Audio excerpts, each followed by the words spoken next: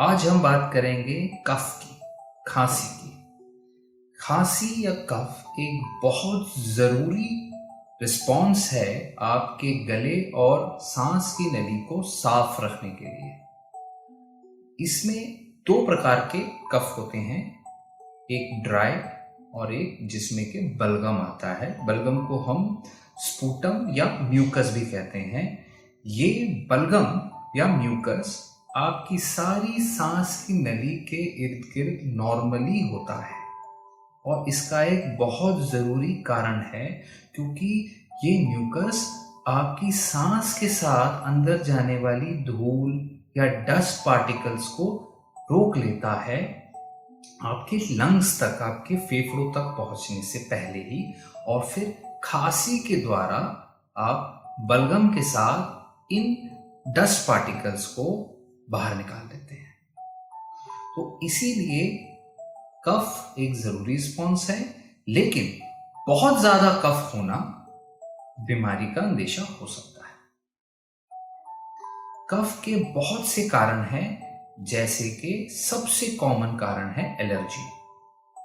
दूसरा कारण cold, flu, sinusitis, sinus का इन्फेक्शन, निमोनिया, अस्थमा, जिनको क्रोनिक सीओपीडी है, जो स्मोक करते हैं, धुएं में काम करते हैं, कुछ दवाइयों से कफ होता है, एस इनहिबिटर्स कहते हैं इसे, ठीक है।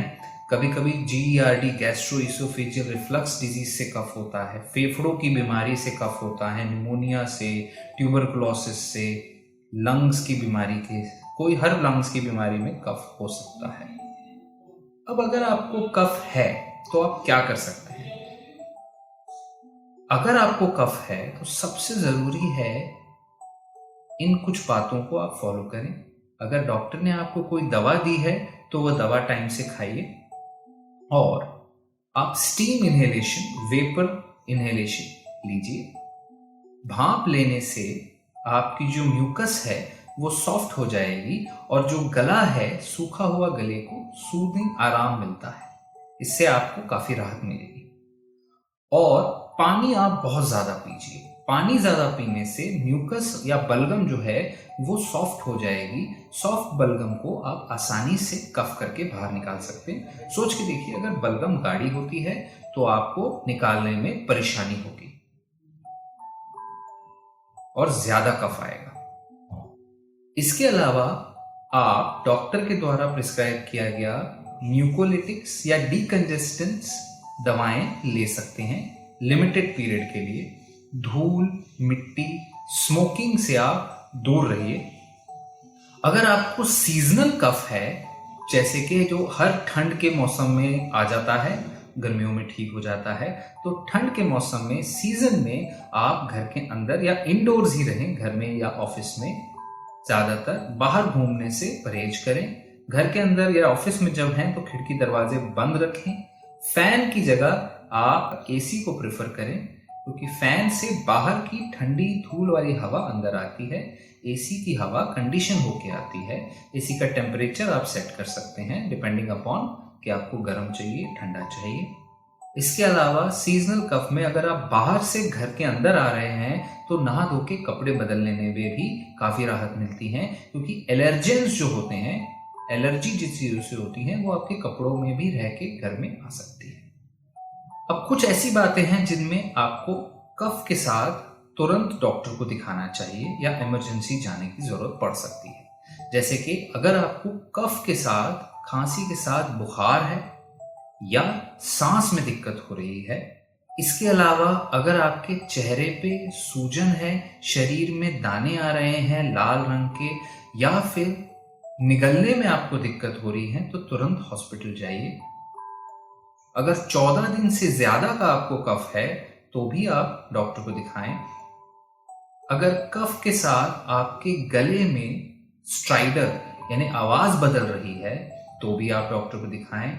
या फिर अगर आपके बलगम का रंग पीला या हरे रंग का हो रहा है और उसमें से दुर्गंध आ रही है, तो ये आप डॉक्टर को दिखाएं। या फिर कफ बहुत जोर की आता है, जिसे कि हम वॉयलेंट कफ कहते हैं, जो कि आपको बहुत ज्यादा परेशान कर रहे हैं, तो भी आप डॉक्टर को जरूर दिखाएं।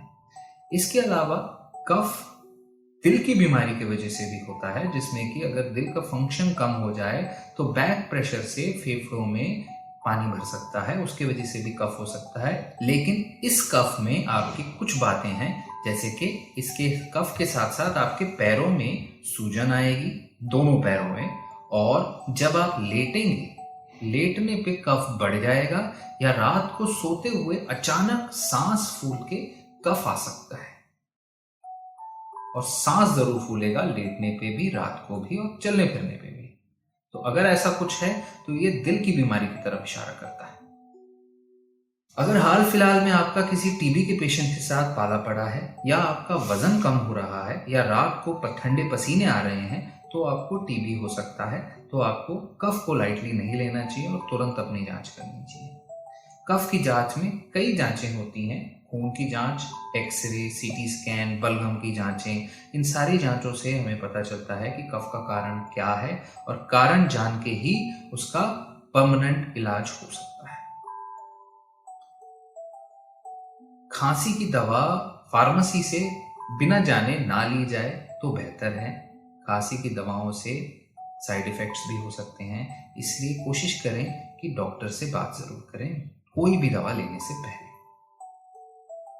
अगर आपको वीडियो पसंद आया हो तो वीडियो को लाइक और सब्सक्राइब करिए, और सबको ये वीडियो शेयर जरूर करिए।